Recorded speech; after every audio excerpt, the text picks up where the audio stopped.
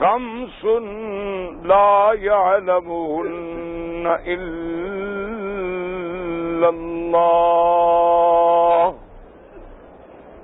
أو كما قال رسول الله صلى الله عليه وسلم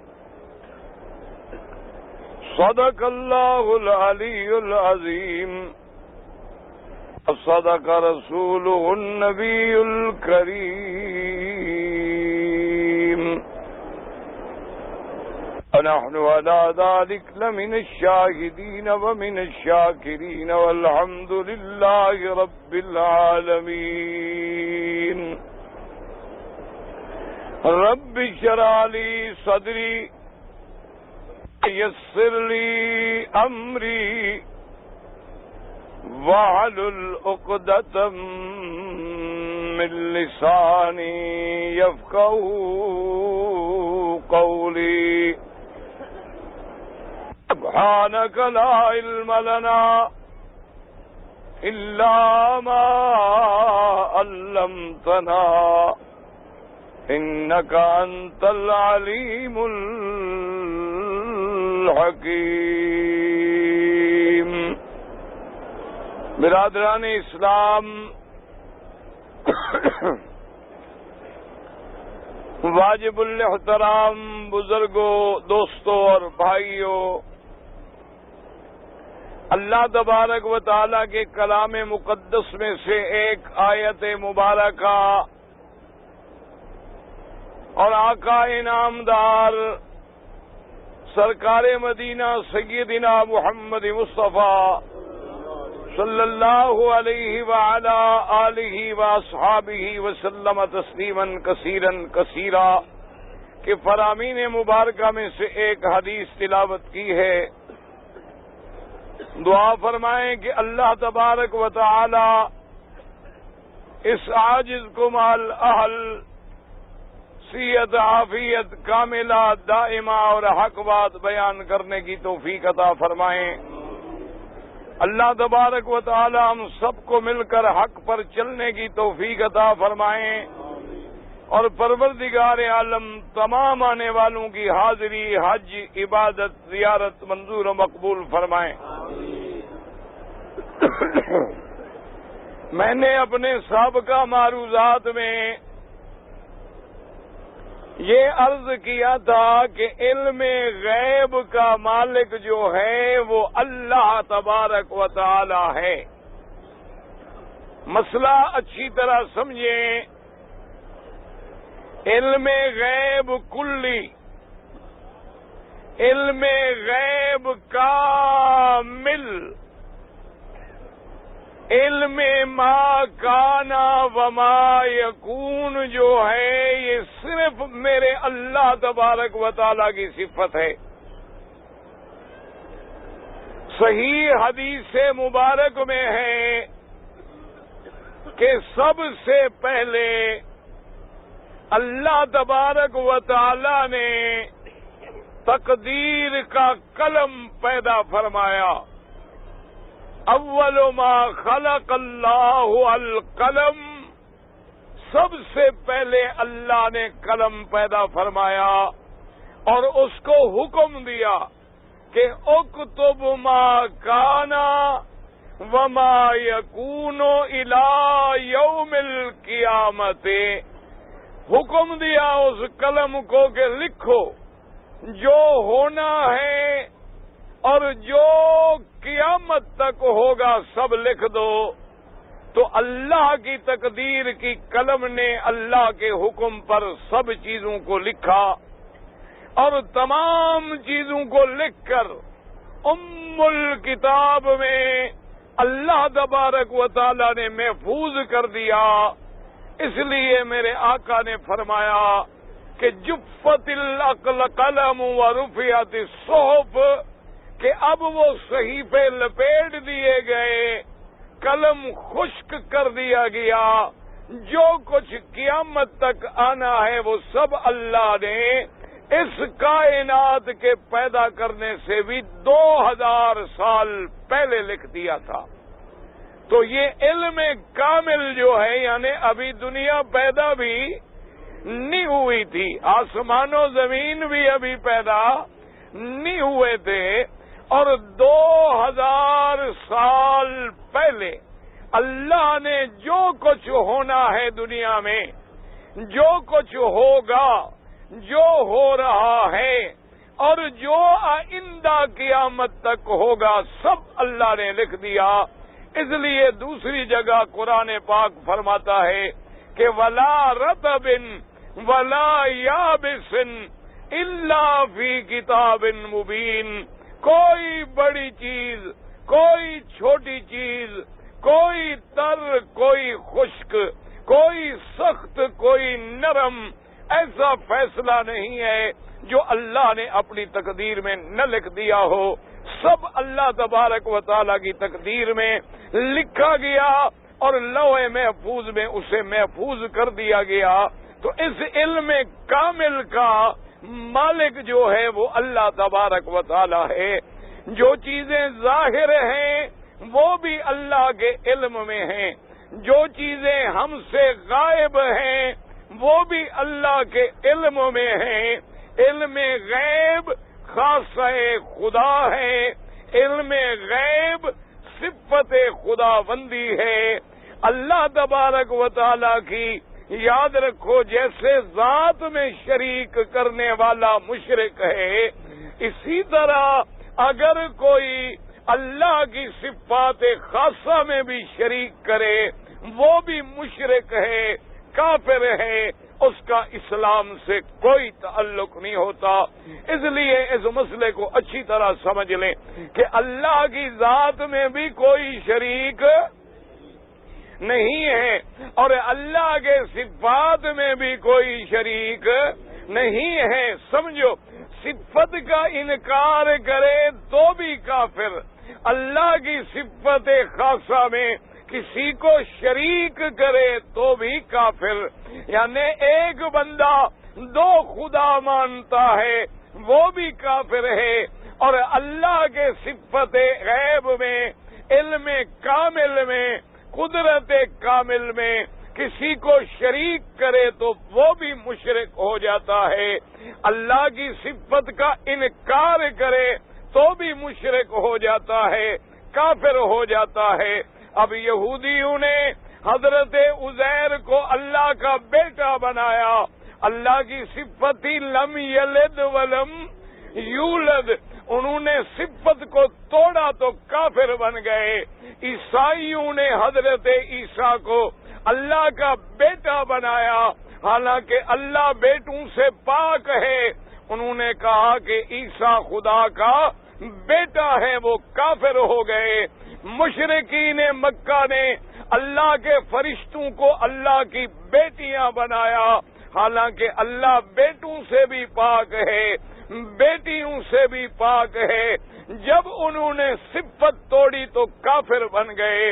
اسی طرح جو بندہ یہ عقیدہ رکھے کہ اللہ بھی عالم الغیب ہے، انبیاء بھی عالم الغیب ہیں، اولیاء بھی عالم الغیب ہیں، ائمہ بھی عالم الغیب ہیں، 12 امام بھی عالم الغیب ہیں، تو اس نے اللہ کی صفت میں شریک کیا ہے۔ تو جب صفت میں شریک کرے تو مشرک بن جاتا ہے۔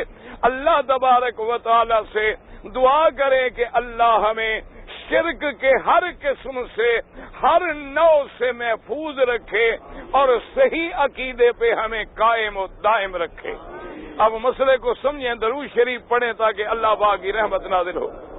یہاں چونکہ ایک ضروری بات آ گئی تو لوگوں کو بڑا اس میں اشکال ہوتا ہے کہ جی جب اللہ نے ہر چیز لکھ دی ہے تو پھر ہمیں سزا کیوں ملتی ہے؟ یہ ایک بہت بڑا مسئلہ ہے جس میں لوگ بڑے پریشان ہوتے ہیں۔ وہ کہتے ہیں جی تقدیر میں تو اللہ نے لکھ دیا کہ چور نے چوری کرنی ہے، ڈاکو نے ڈاکہ مارنا ہے، شرابی نے شراب پینا ہے، زانی نے زنا کرنا ہے، تو جب تقدیر کا فیصلہ ہے تو پھر سزا کیا مطلب؟ کیونکہ اللہ کا لکھا تو کبھی ٹل۔ اب دیکھو نا، جس کے لیے اللہ نے لکھا کہ حج کرنا ہے وہ آیا کہ نہیں آیا؟ بیمار ہے، مریض ہے، چل نہیں سکتا، لیکن مکے میں پہنچ گیا نہیں پہنچ گیا؟ ریڑیوں پہ بیٹھے ہیں، کندھوں پہ اٹھائے ہوئے ہیں، چارپائیوں میں اٹھائے ہوئے ہیں، اپنے گھر سے ایک کمرے تک نہیں چل سکتے، لیکن لبیک کہا تھا، اللہ کا فیصلہ تھا، وہ مکے میں پہنچ گئے ہیں۔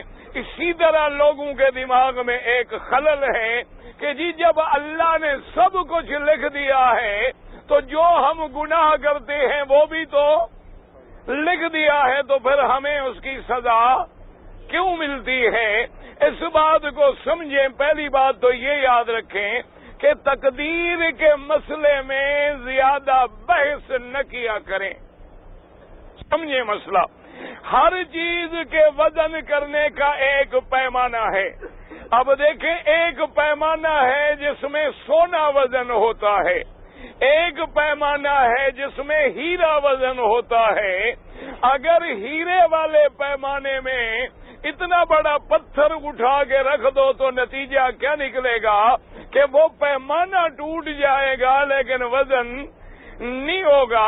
عقل کا بھی پیمانہ ہے، لیکن اس میں بھی وہی بات تل سکتی ہے جو عقل کے برابر ہے۔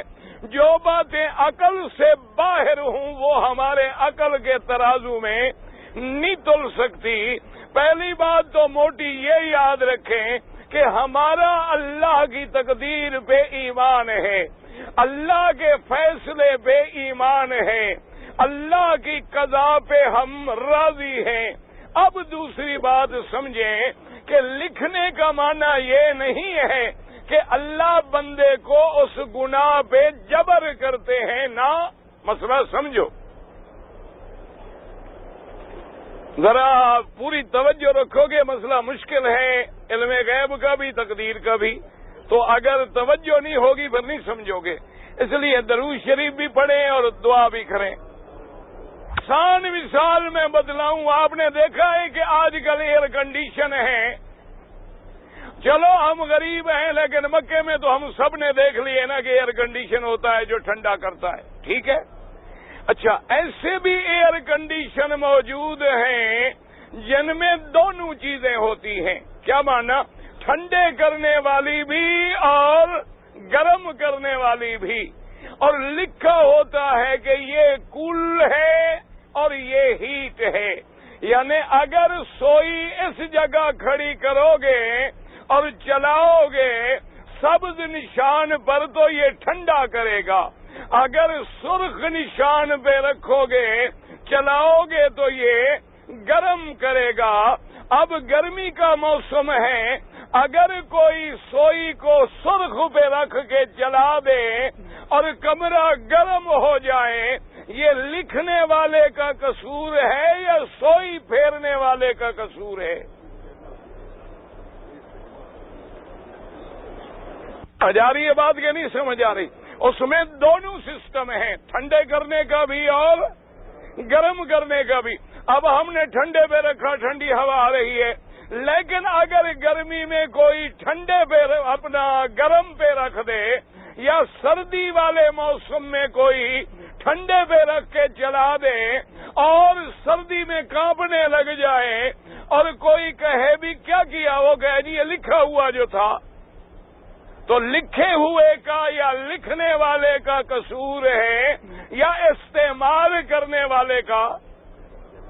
سمجھو مسئلہ، اللہ نے جو لکھا ہے وہ اس کے علم کامل کا کمال ہے کہ میں نے پیدا ہونے کے بعد جو جو کام کرنے ہیں، ابھی میں پیدا بھی نہیں ہوا لیکن اللہ نے لکھ دیے ہیں، لیکن کرنے میں نے ہیں، اس نے لکھ کے جبر نہیں کیا ہے۔ سمجھے مسئلہ، کرنا میں نے ہے اپنے اختیار سے، لیکن جو میں نے کرنا ہے وہ اس کے علم میں ہے، اس لیے اللہ نے پہلے لکھ دیا ہے۔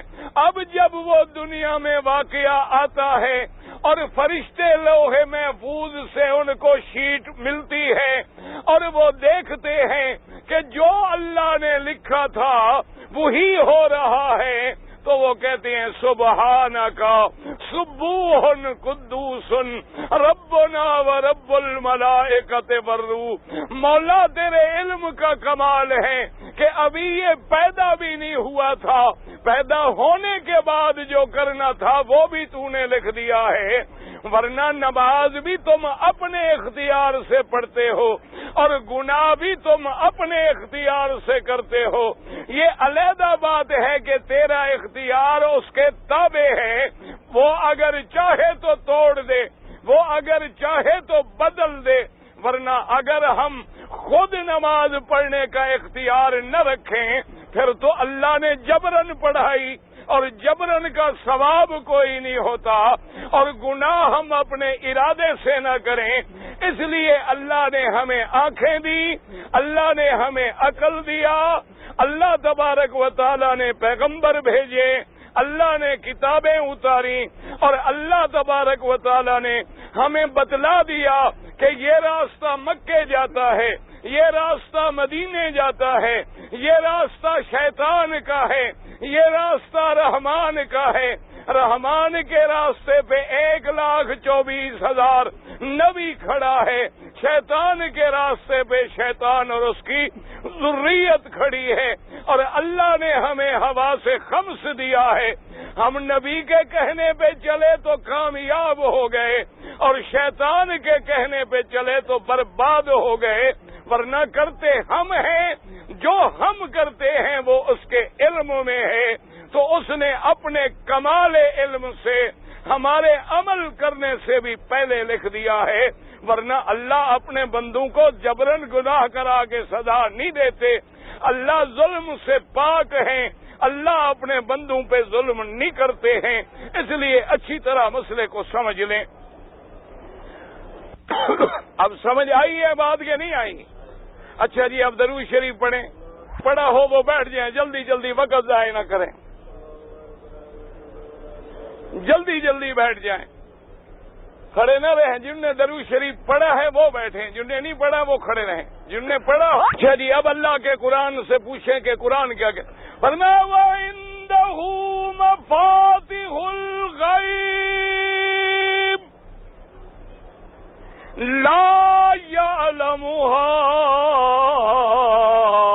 إِلَّا هُوَ يَعْلَمُ مَا فِي الْبَرِّ وَالْبَحْرِ وَمَا تَسْقُطُ مِنْ وَرَقَةٍ إِلَّا يَعْلَمُهَا وَلَا حَبَّةٍ فِي ظُلُمَاتِ الْأَرْضِ وَلَا رَطْبٍ وَلَا يَابِسٍ إِلَّا فِي كِتَابٍ مُبِينٍ۔ اللہ فرماتے ہیں عندہ، اسی کے پاس ہے خزانہ غیب کی کنجیاں۔ کنجیاں کس کے پاس ہیں؟ اچھا سمجھو مسئلہ، کیوں فرمایا کہ کنجیاں اس کے پاس ہیں؟ غیب کے خزانے کی چابیاں کس کے پاس ہیں؟ اللہ کے پاس۔ تو اتنا ہی تو کافی تھا کہ غیب کس کے پاس ہے، لیکن یہ کیوں فرمایا وَعِندَهُ مَفَاتِحُ الْغَيْبِ؟ کیا معنی سمجھو؟ پیسہ تو مالکوں کا ہوتا ہے، لیکن بینک کے کیشیئر کے پاس چابی ہوتی ہے، وہ کھول کے اس میں تصرف کرتا ہے۔ اللہ نے فرمایا غیب بھی میرا، غیب کے خزانے بھی میرے، اور اس کی چابیاں بھی میرے پاس ہیں۔ میں نے کسی کو غیب پہ مختار نہیں بنایا، کسی کو چابیاں نہیں دی ہیں کہ کوئی یہ کہہ سکے کہ اس کا غیب ذاتی ہے اور ان کا غیب عطائی ہے۔ اللہ نے فرمایا نہ، میں نے نہ غیب کا علم دیا نہ چابیاں دی۔ ہاں یہ الگ بات ہے کہ میں چاہوں تو کچھ جزئیات غیب میں سے اپنے انبیاء پہ ظاہر کر دوں، میں چاہوں تو اپنے اولیاء پر بھی ظاہر کر دوں، لیکن وہ جزئی غیب ہوتا ہے، اللہ ظاہر کر دیتے ہیں یا اللہ اطلاع کر دیتے ہیں۔ سارا قرآن کھول کے پڑھیں، ساری حدیثیں میرے مدنی کی دیکھیں کہ لفظ علم ہو آگے غیب ہو، یہ صرف اللہ کے لیے استعمال ہوتا ہے اور کسی کے لیے یہ لفظ بھی استعمال نہیں ہوا۔ انبیاء کے لیے آیا تو اطلاع علی الغیب کہ اللہ نے غیب پہ اطلاع کر دی، اظہار علی الغیب اللہ نے غیب ظاہر کر دیا، انباء عن الغیب اللہ نے غیب کی خبر دے دی، ورنہ علم غیب خاصہ خدا ہے۔ اور خاصہ خدا کا کیا معنی؟ خاصۃ الشیء لا یوجد فی غیرہ، کہ خاصے کا معنی جو اس میں پایا جائے اس کے علاوہ کسی میں نہ پایا جائے۔ اب دیکھو جی، یہ قرآن کا فیصلہ ہے کہ علم غیب کا مالک کون ہے۔ اچھا، اب نبیوں کا فیصلہ سنیں، کہہ دیں علیہ الصلوۃ والسلام، اللہ سب نبیوں پہ کروڑوں صلوات و سلام نازل فرمائیں۔ تمام انبیاء کا فیصلہ قرآن میں سنیں۔ یوم یجمع اللہ الرسل، یوم یجمع اللہ الرسل فیقول ماذا اجبتم۔ اللہ فرماتا ہے قیامت والے دن، جس دن میں سارے رسولوں کو اکٹھا کروں گا، حاجیو سمجھو 1,24,000 نبی گزرا ہے، جن میں 313 رسول گزرے ہیں، اور 313 میں 5 اولو العزم من الرسل ہیں، اور پھر ان سب کا سردار محمد رسول اللہ ہے صلی اللہ علیہ وآلہ، سب کہہ دو صلی اللہ علیہ وآلہ آلہ وَأَصْحَابِهِ وَسَلَّمَ تَسْلِيمًا كَثِيرًا۔ اور یاد رکھو، ہر رسول نبی ہوتا ہے، ہر نبی رسول نہیں ہوتا۔ ہر رسول جو ہوگا وہ نبی بھی ہوگا، اور جو نبی ہو وہ ضروری نہیں کہ رسول بھی ہو۔ رسول کا کیا معنی؟ شریعت والا، کتاب والا۔ اب دیکھو، موسیٰ علیہ السلام رسول ہے، ہارون علیہ السلام نبی ہے، تو جب قیامت میں اللہ نے سارے رسولوں کو اکٹھا کر دیا تو نبی تو خود بخود ان کے تابع ہو گئے۔ اللہ فرماتے ہیں میں قیامت کے میدان میں دعا کر اللہ ہماری قبر اور حشر آسان فرما دے، اللہ عذاب قبر سے بھی بچائے، عذاب حشر سے بھی بچائے، اللہ تبارک و تعالی خاتمہ ایمان پہ فرما دے، اللہ جنت الفردوس نصیب فرما دے۔ قیامت کا میدان جب ہوگا اللہ فرمائیں گے سارے رسول جمع کرو، یوم یجمع اللہ الرسل۔ اور پہلا رسول کون ہے یاد رکھو، نوح علیہ السلام۔ پہلے رسول کون ہے؟ نوح علیہ السلام، یاد رکھ لو۔ اور آخری رسول کون ہے؟ سیدنا، کہہ دو محمد الرسول اللہ، کہہ دو سیدنا محمد الرسول اللہ صلی اللہ علیہ وسلم۔ تو اب حضرت نوح سے لے کر سارے نبی کھڑے ہیں میدان حشر میں، اور پتہ ہے ان سے سوال کیا ہوگا؟ یوم یجمع اللہ الرسل فیقول ماذا اجبتم۔ اللہ فرمائیں گے میرے رسول، آج میدان حشر میں ساری امتیں بھی موجود ہیں، اولین و آخرین بھی موجود ہیں، اور یہ مسئلہ سمجھ لو، لوگ سمجھتے ہیں کہ میدان حشر عرفات ہوگا، یہ غلط بات ہے۔ میدان حشر عرفات نہیں ہوگا، میدان حشر شام میں ہوگا، بیت المقدس۔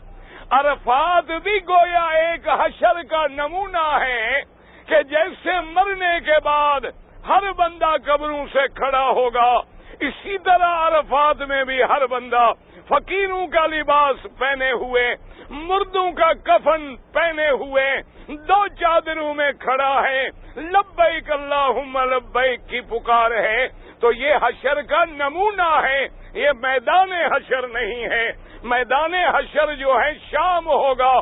میرے پاک نبی کی حدیث مبارک ہے، آپ نے فرمایا سب سے پہلے میں اپنے روضہ مبارک سے اٹھوں گا، اس کے بعد مدینے کے قبرستان جنت البقیع الغرقد پہ آؤں گا، اور فرمایا ثم انتظر لأہل مکہ تھا، پھر میں مکے والوں کی انتظار کروں گا، اور جب مکے والے آ جائیں گے مکے والوں کو اپنے داہنے ہاتھ پہ رکھوں گا، مدینے والوں کو بائیں ہاتھ پہ رکھوں گا، ثم اسوقہم الی المحشر، پھر ان سب کو لے کر میدان حشر شام کی طرف روانہ ہو جاؤں گا۔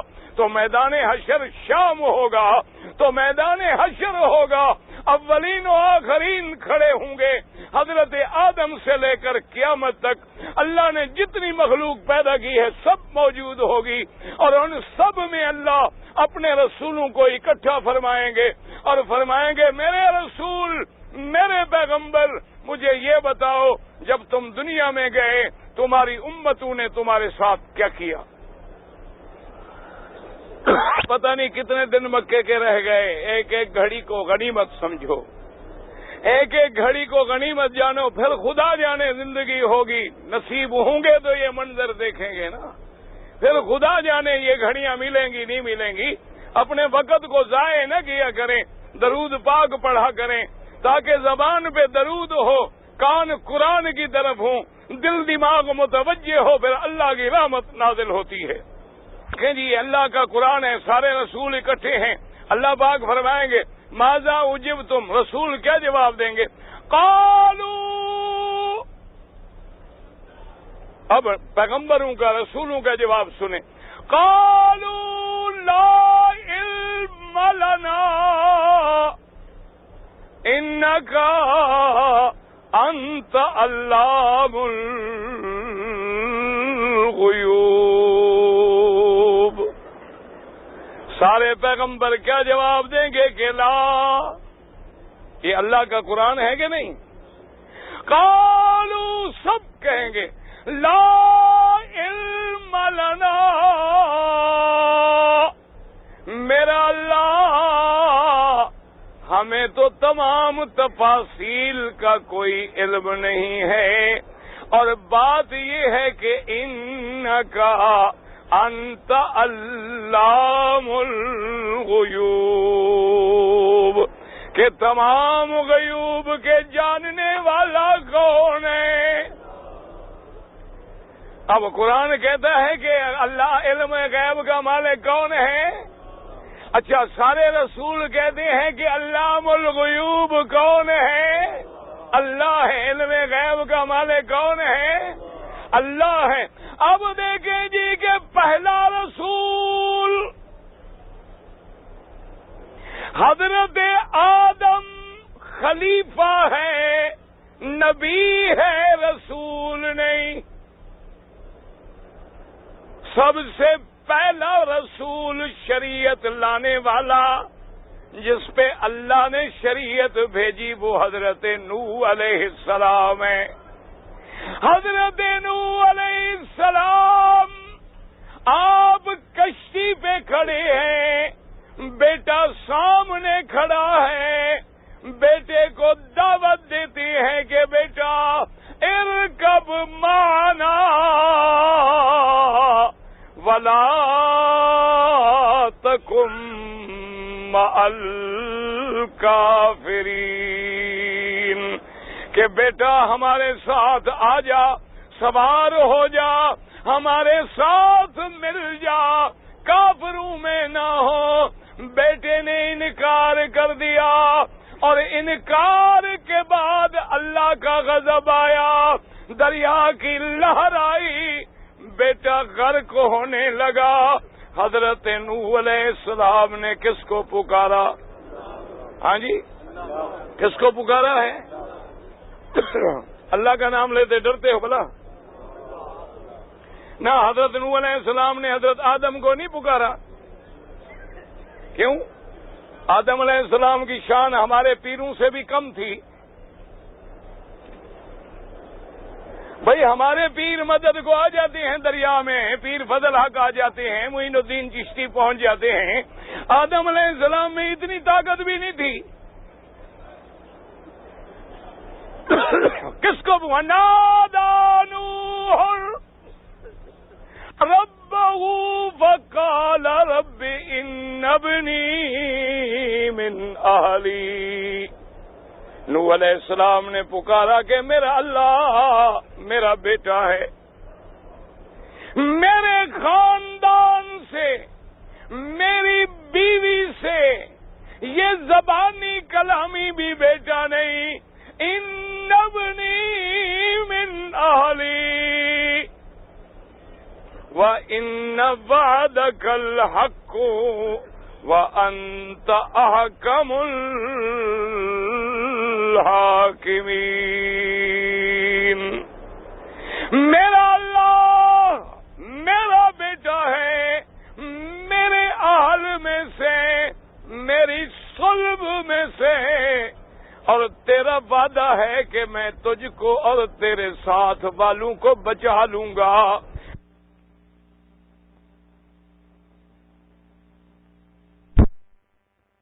تو سب سے بہتر فیصلے کرنے والا ہے، مہربانی کر کے میرے بیٹے کو بچا لے۔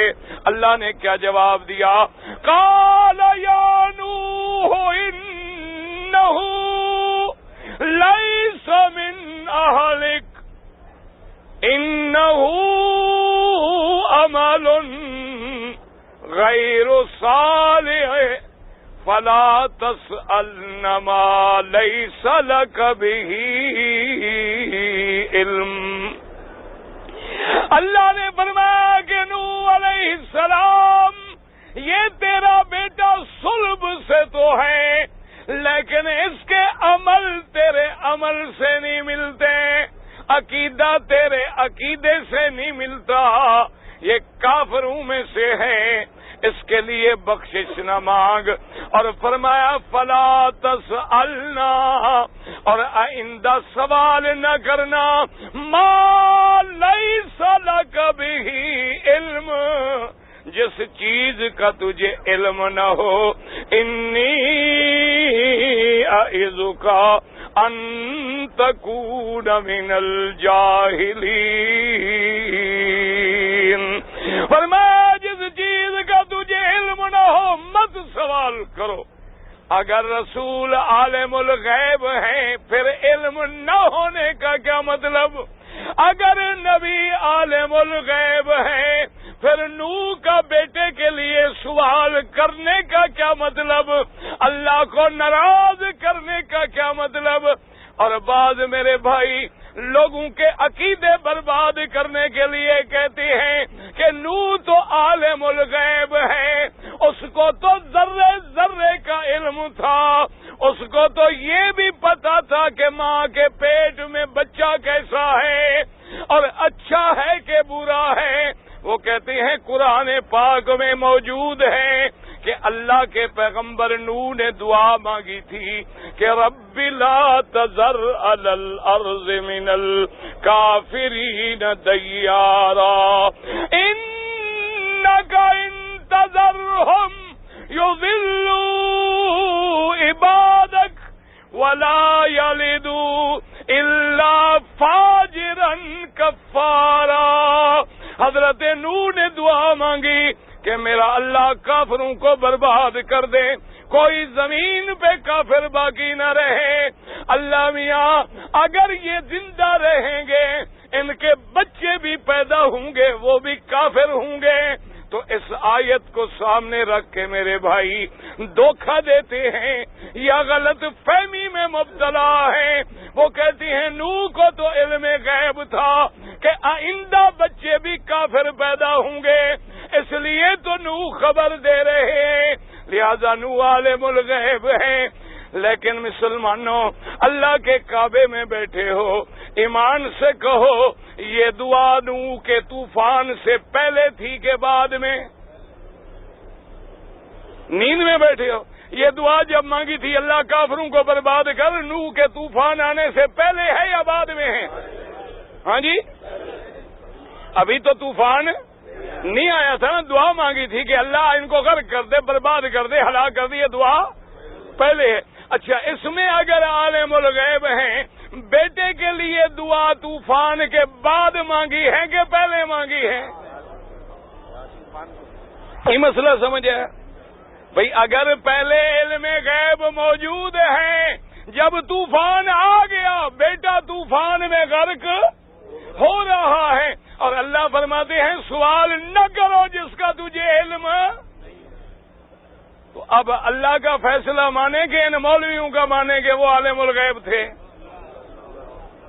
آیا مسئلہ کہ نہیں آیا؟ اب مسئلہ سمجھو، نوح علیہ السلام نے یہ بات کیوں کی تھی؟ ایک تو 950 سال نوح علیہ السلام نے 950 سال توحید بیان کی، ایک نسل، دوسری، تیسری، چوتھی، پانچویں، چھٹی، ساتویں، آٹھویں، 9 نسلیں گمراہ ہوئی.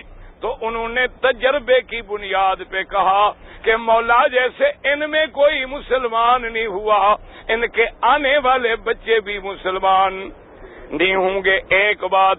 اور دوسری بات اللہ نے وحی کی، وَأُوحِيَ إِلَىٰ نُوحٍ إِنَّهُ لَن يُؤْمَنَ مِن قَوْمِكَ إِلَّا مَن قَدْ آمَنَ.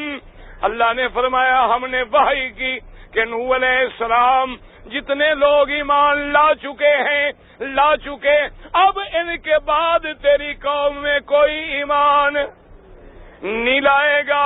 تو یہ جب اللہ نے وحی کر دی تو پھر علم غیب کا کیا مطلب ہے؟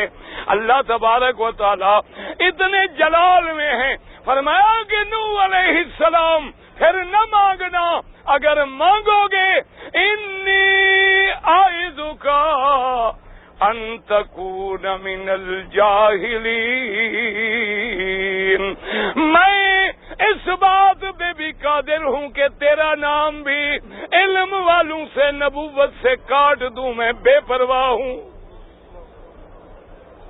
تو اب نوح علیہ السلام نے کیا فیصلہ کیا؟ قال رب انی اعوذ بک ان اسألک ما لیس لی بہ علم. حضرت نوح نے کہا میرا مولا میری پناہ ہے، مجھے معافی دے دو کہ میں آئندہ بغیر علم کے کوئی سوال کروں، مجھے معاف کر دو. تو اب اندازہ ہوا کہ علم کا مالک کون ہے؟ اللہ تبارک و تعالی ہے. اگر اللہ ظاہر کر دے اس کی مرضی ہے، اور اللہ ظاہر نہ فرمائے، اللہ کے علم غیب میں کوئی شریک نہیں ہو سکتا. اپنے عقیدوں کو ٹھیک کر لیں. اللہ تبارک و تعالی تجھے بھی اور مجھے بھی قرآن سمجھنے کی اور عمل کرنے کی توفیق دے. اس کعبے میں بیٹھے ہو کہہ دو الحمدللہ. یہ تو کئی دفعہ بنا ہے، لیکن قرآن میں جس بنا کا ذکر ہے وہ کس نے بنایا تھا؟ حضرت ابراہیم اور حضرت آدم علیہ السلام کا کوئی ذکر نہیں قرآن میں بنانے کا. ویسے کعبہ تو کئی دفعہ بنا، فرشتوں نے بنایا، آدم نے بنایا، ادریس نے بنایا، ادریس کے بعد اولاد ادریس نے بنایا، پھر اللہ کا کعبہ جرہم نے بنایا، پھر اللہ تبارک و تعالیٰ کا کعبہ جو ہے قریش نے بنایا.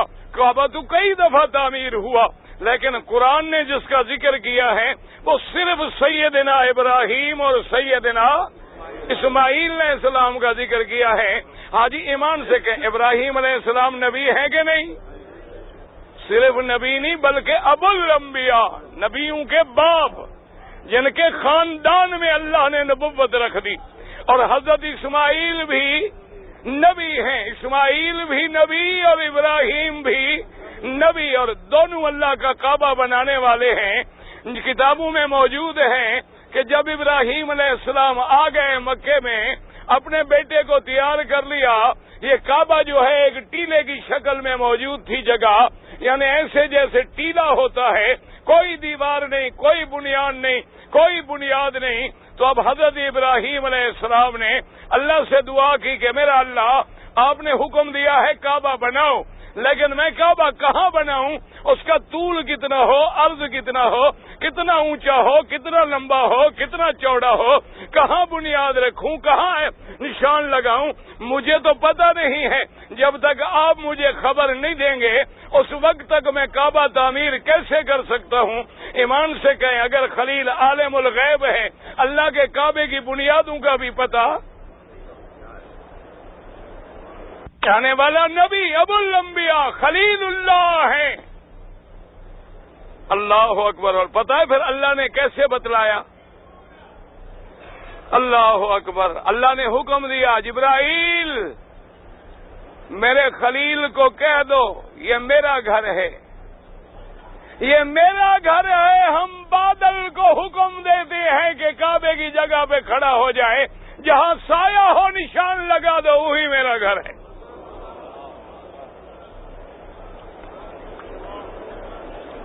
اچھا جی، کعبہ بنا لیا۔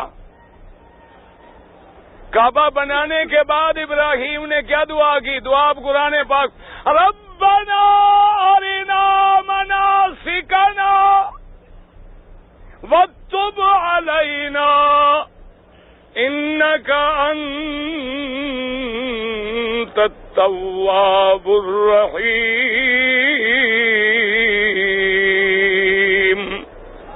کہ میرا اللہ تیرا گھر تو بن گیا ہے، اب تیرے گھر میں جو احکام، جو طواف، جو حج کے مناسک ہیں وہ ہمیں دکھلا دے۔ ہمیں تو پتہ نہیں کہ تیرے گھر کا طواف کیسے کریں، صفا مروہ کیسے دوڑے ہیں، مینا کیسے جائیں، عرفات کیسے جائیں۔ اللہ کا نبی دعائیں مانگ رہے ہیں۔ اللہ نے حکم دیا کہ خلیل ہم تمہیں سکھلاتے ہیں، لیکن میرے گھر کا اعلان کر دو۔ میرا اللہ اعلان کر دو، فرمایا ہاں اعلان کرو۔ وَأَذِّن فِي النَّاسِ بِالْحَجِّ، اعلان کر دو لوگوں کو کہ خدا کا گھر بن گیا، حج پہ آؤ۔ دعا کر اللہ جب تک ہمیں زندہ رکھے ہمیں بھی نصیب فرما۔ مسلمانوں جو آ گئے دعا کرو کہ اللہ پھر نصیب کرے۔ اور میرا ایمان ہے جو حاجی جنہوں نے آج تک کعبہ نہیں دیکھا وہ الگ بات ہے، جو کعبہ اور مکہ مدینہ دیکھ لیتا ہے اللہ کی قدرت ہے، پھر اس کو چین نہیں آتا۔ گھر میں نماز پڑھے تو کعبہ یاد آتا ہے کہ ہائے وہ کیا وقت تھا جب میں کعبے میں کھڑا ہوتا تھا، ساری زندگی کہتا رہا منہ طرف قبلے کے۔ اللہ نے فرمایا حاجی اب تجھے میں خود قبلے میں کھڑا کر دیتا ہوں، اپنی آنکھوں سے قبلہ بھی دیکھ اور نیت بھی کر لے۔ جو حاجی دیکھ لیتا ہے نا اس کی پیاس نہیں بھولتی، وہ واپس جا کے پھر تیاری میں لگ جاتا ہے کہ مولا پھر حج آ رہا ہے۔ اور یاد رکھیں، اور اللہ سے جو دعا مکے میں مانگو گے، کعبے میں مانگو گے، ملتزم پہ مانگو گے، وہ کبھی خالی نہیں جاتی۔ اس لیے دل سے دعا کر لیں کہ جن کو حج نصیب نہیں ہوا اللہ نصیب کرے، اور جن کو نصیب ہوا اللہ بار بار نصیب کرے، اور اللہ ہمیں ہر زندگی میں عرفات نصیب کرے، اور اللہ مکے مدینے کی محبت میں زندہ رکھے، اور اسی محبت میں موت آئے، اور جب مرنے کا وقت آئے زبان پہ جاری ہو لا الہ الا اللہ محمد الرسول اللہ۔ اب اللہ نے حکم دیا خلیل اعلان کرو کعبہ بن گیا، لوگوں حج پہ آؤ۔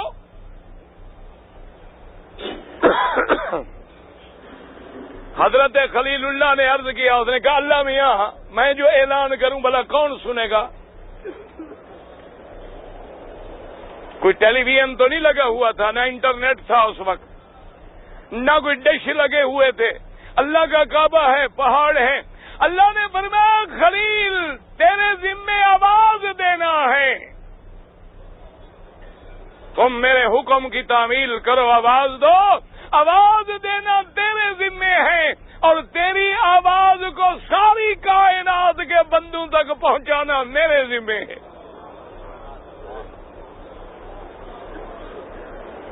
اس لیے حدیثوں میں ہے کہ جب ابراہیم نے آواز دی ہر بندے نے کہا لبیک میں حاضر ہوں، یہ وہی لبیک ہے نا۔ اور یہ بھی موجود ہے جس نے ایک دفعہ کہا وہ ایک حج پڑے گا، جس نے 100 دفعہ کہا وہ 100 حج پڑے گا۔ اللہ تبارک و تعالیٰ کا پیغمبر ہے، کہتا ہے اللہ میاں میری آواز کیسے جانے گی جب عالم الغیب ہو نبی، اس کو پتہ نہیں کہ اللہ پہنچا دیں گے، پھر پوچھنے کی کیا ضرورت ہے؟ سمجھ آیا کہ عالم الغیب کون ہے؟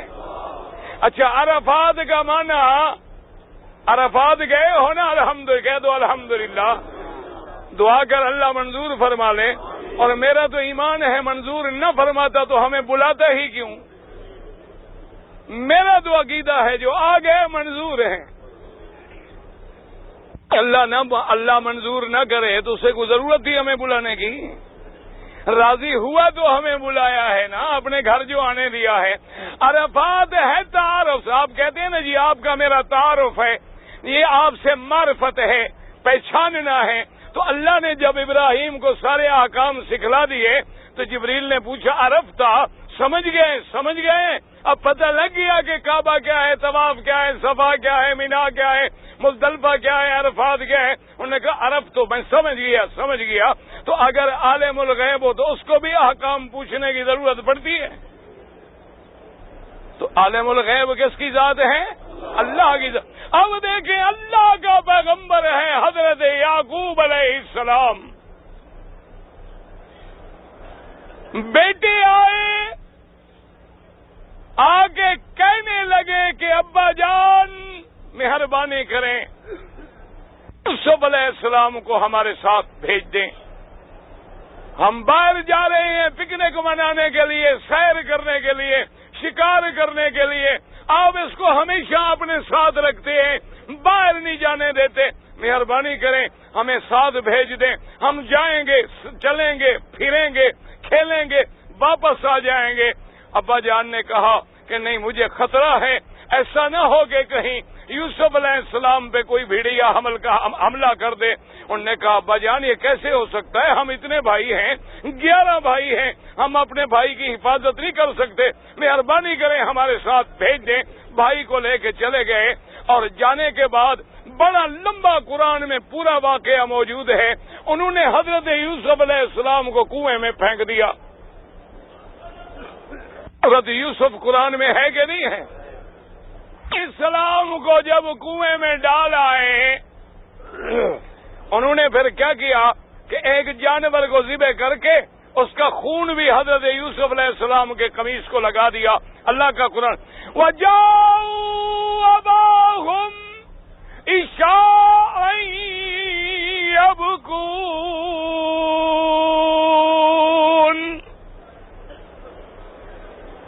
آ گئے جناب رات کو روتے ہوئے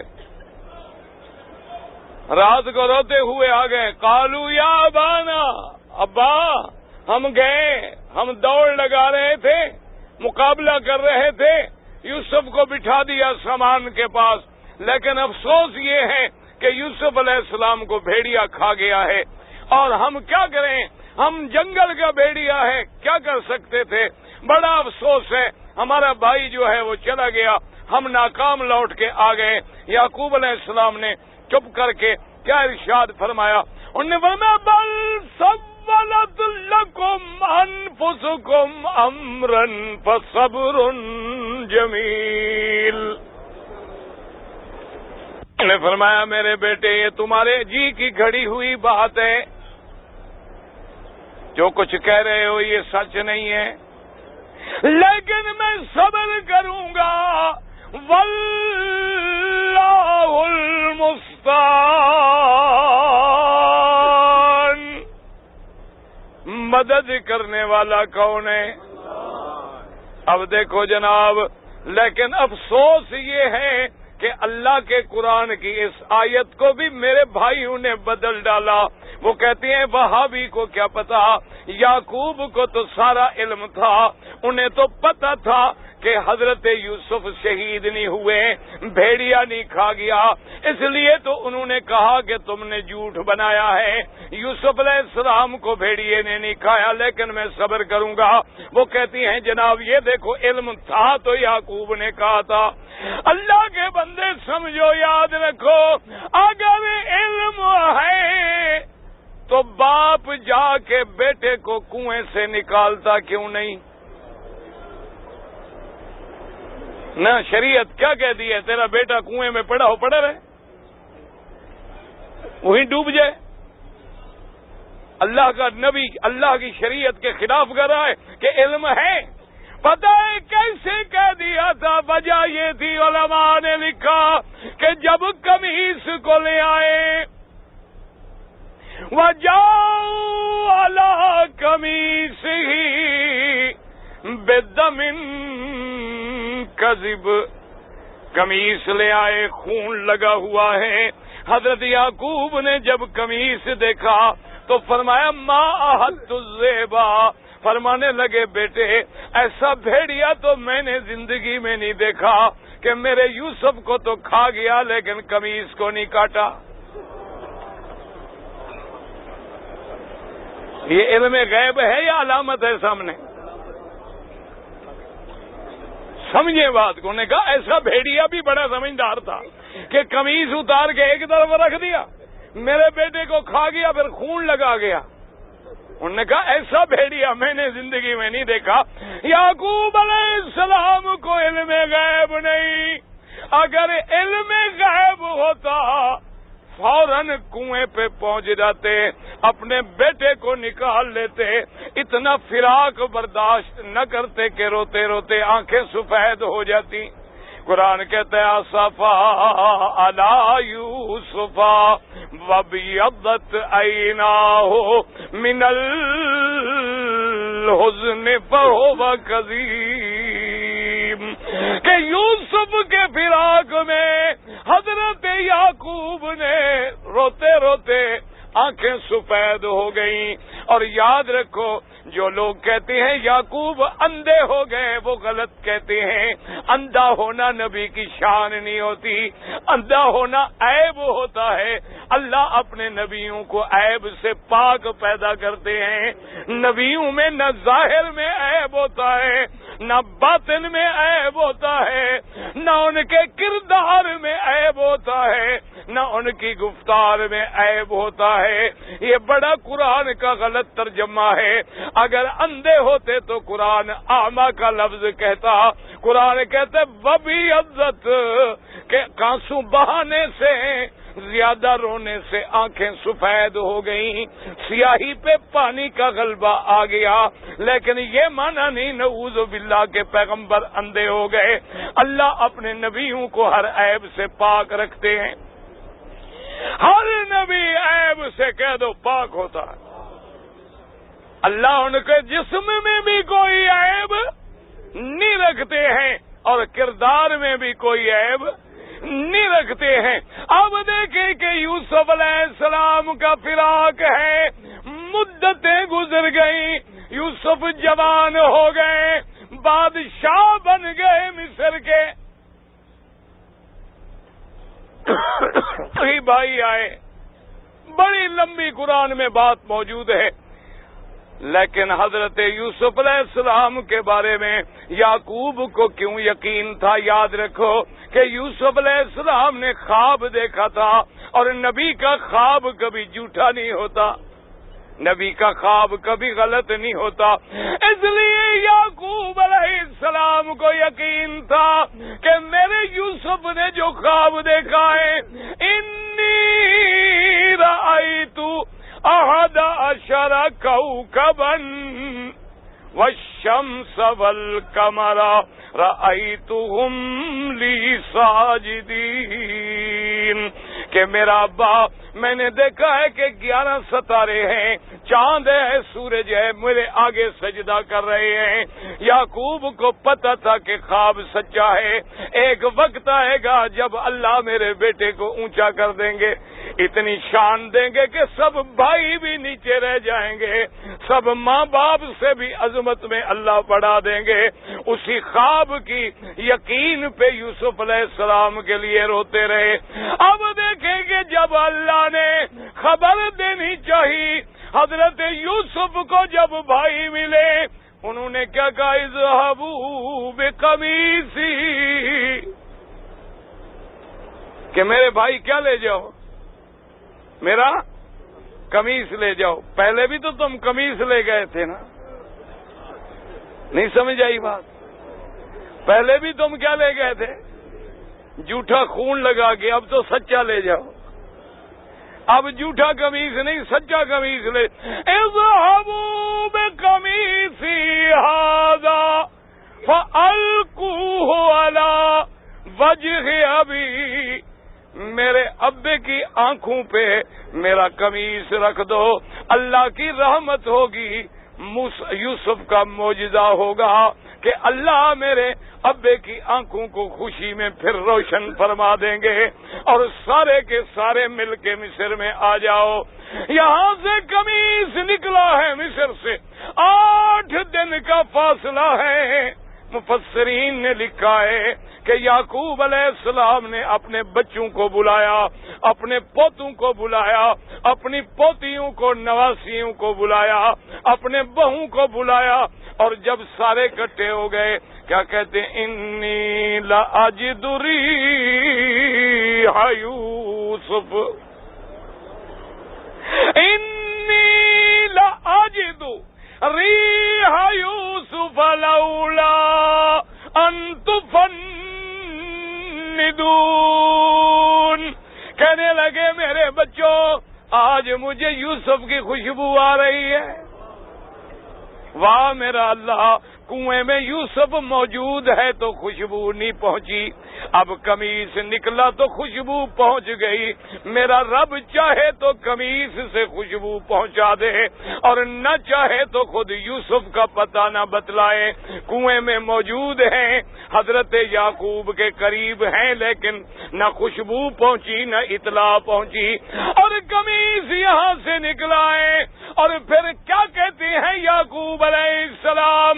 اب بیٹوں نے کیا کہا؟ قالوا تاللہ انک لفی ضلالک القدیم، کہ ابا جان تجھے تو بس وہی پرانا خیال ہے، ہر وقت یوسف کے خیال میں غائب ہو۔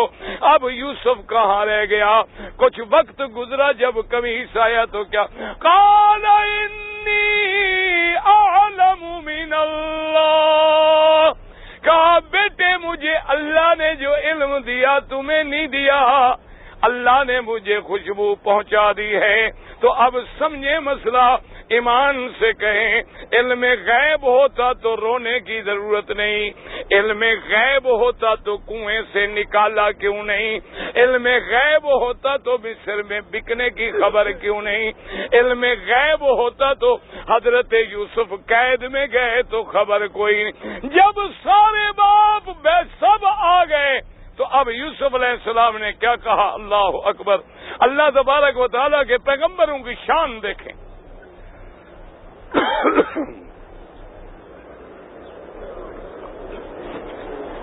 لیکن افسوس ہے اللہ کے قرآن کو لوگوں نے بدلا۔ دعا کرو اللہ ہدایت۔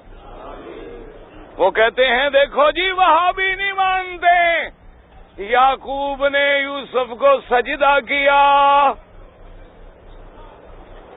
بھائیوں نے سجدہ کیا، تو جب پیغمبر کو سجدہ جائز ہے تو پیغمبر کے وارث اولیاء کو بھی سجدہ جائز ہے۔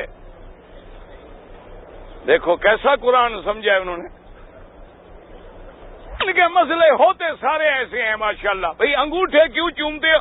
کہتے ہیں جی آدم کی جب توبہ قبول نہ ہوئی اچھا جی پھر کیا ہوا؟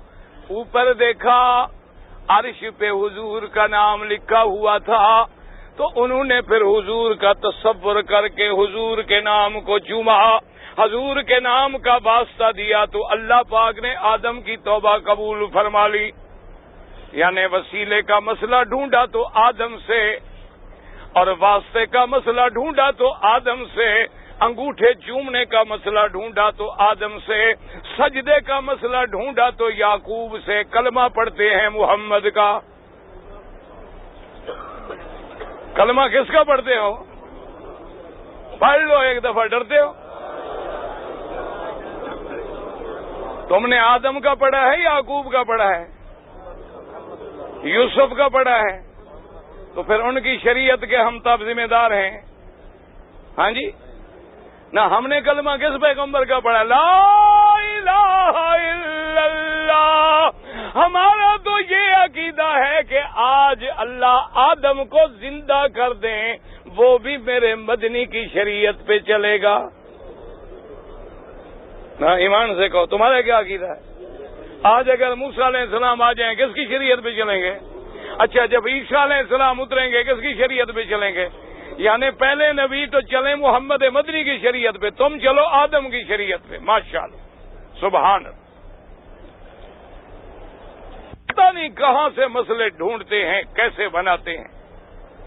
اور یاد رکھو، کہتے ہیں جناب وہابیوں کو کیا پتا، اللہ نے فرشتوں کو سب کو حکم دیا تھا کہ آدم کو سجدہ کرو،